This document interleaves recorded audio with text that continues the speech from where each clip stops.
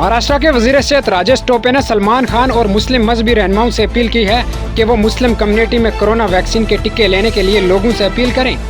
वजीर सेहत राजेश टोपे ने कहा कि सलमान खान मुस्लिम मजहब से आते हैं और इन्हें बहुत से लोग पसंद करते हैं और इनकी बात मानते हैं। इसलिए सलमान खान और मुस्लिम मजहबी रहनुमाओं से अपील की जा रही है कि वो अपने मुआशरे के लोगों को कोरोना वैक्सीन के बारे में बताएं और टीके लेने की हदायत दें। मुंगल की शाम छपार थाने के 58 NH पर गोली मारकर एक नौजवान का कत्ल कर दिया गया। 23 साल अर्पित की मौके पर ही मौत हो गई। वाकया की इत्तला मिलते ही पुलिस ने मौके पर पहुंचकर नौजवान की लाश को कब्जे में लेकर पोस्टमार्टम के लिए भेज दिया।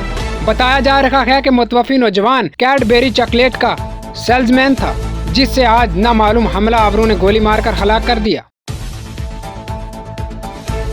वजीर आजम योगी आदित्यनाथ रानी लक्ष्मी बाई के यौम पैदाइश के मौके पर झांसी में शुरू होने वाले सह रोजा झांसी जलसा प्रोग्राम की तैयारियों का जायजा लेने बुध को झांसी पहुंचेंगे। इस प्रोग्राम में वजीर आजम नरेंद्र मोदी शिरकत करेंगे।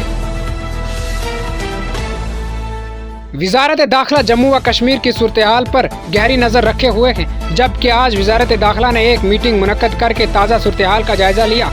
इजलास में होम सेक्रेटरी अजय कुमार बला, जम्मू व कश्मीर के DGP और दीगर आला अहदेदारों ने शिरकत की। इनकाउंटर के बाद अवाम में गम और गुस्सा दिखा जा रहा है।